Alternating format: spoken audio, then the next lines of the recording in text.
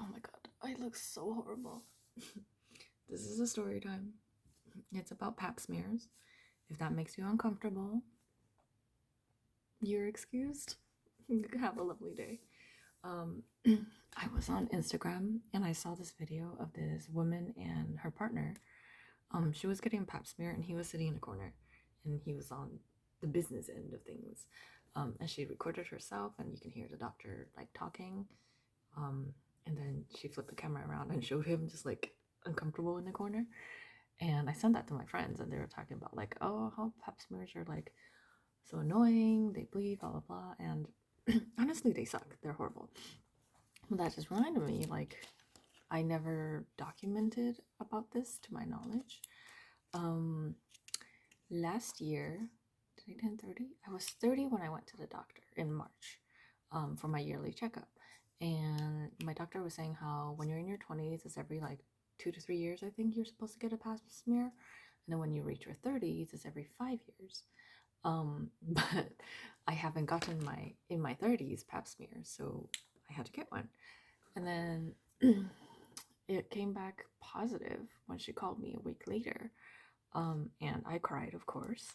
And I didn't know what that meant. I was like, do I have cancer? Am I dying? Do I contact all of my exes? Like, what does that mean for me? And she's like, no, you're not. Like, she's like, I can't say because she's just a general practitioner, like a family doctor. So she recommended me to an OBGYN. And that appointment was 1 month away. So I had to sit for 4 weeks worried that I was dying of cancer, or I can't have kids or something like that. I told my boyfriend at the time, obviously, because we've been together for a long time, and he made it about himself. He freaked out. He told his friends. I don't know how many people he told. I know at least 1 or 2 that he told. And he was worried. He's like, oh no, Catherine's gonna have cancer. And honestly, he's the type of person who never understood that it's not your story to tell. And he's like, what do you mean? It has to do with me. Like, his little sister had a assault story. And he was telling all of his friends. And I was very upset. I was like, that is not your story to tell. What if she didn't want everyone to know that about her? He's like, well, I was there. I experienced it. I experienced what happened. I was like, but it's not your story. You reacted. Your experience is your reactions, but the story and what happened is not yours. He never understood that. So I went to the appointment, had a second. They did the little cut thing. So how they explained it, the doctor was really wonderful. She explained it really well and helped me with all of my nervousness and anxiety around the subject. She was saying how they're gonna take your cervix and do a little cut and like cut a sample of it and then go look at it. And the original result showed that I had scanned positive for like whatever they scan for when they do pap smears. There's like, for example, like 200 strains, and I had scanned positive for like 30 or something, which is quite a big number. That's concerning. And she was saying how there's like different levels. I forgot if it was 1 to 3 or 3 to 1, but I'm just gonna say 1 is the least. There's like different levels of worry. If you're between 1 and 2, it's just monitor, you're gonna be fine. If you're 3 or maybe more, I don't know, you might have to cut out that part. And she said every time someone does like a cervix sample thingy, your cervix hole gets bigger, which means if you plan to have children, like it might have more trouble keeping them in. That made me cry. I just bursted into tears on the spot, and I was like, I want kids. I don't want my baby to fall out.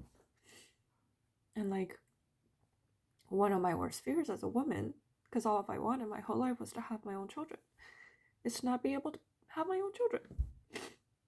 She was really comforting, and then she was like, it's gonna be fine, we'll do as little sample as we can. And then she called me in like 3 days, because I think it was like, she called me in like within a week. I think it was 5 days, because I had called and I was like, hey, I never got like my results.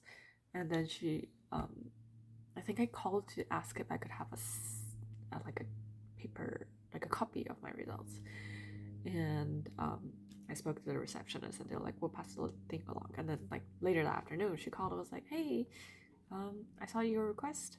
Um, here are your results, and then we're gonna have someone send it to you." And then she was like, "You only have like level 1, like 1.5. You're gonna be fine. Just get another Pap smear next year, and if everything comes back fine, you're gonna be great."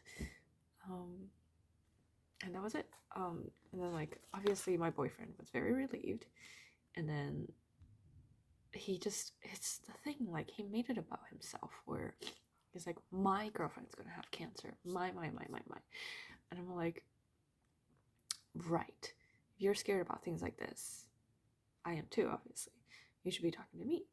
And he's like, oh, I didn't want to bother with you with this stuff. And I was like, well, this stuff is what's happening to me, we should be discussing it. But that obviously didn't work out. And I often think about that person, I call him boyfriend, but about this recent person, I always call him a partner because that's how it felt. And it really shows. I know how to pick them.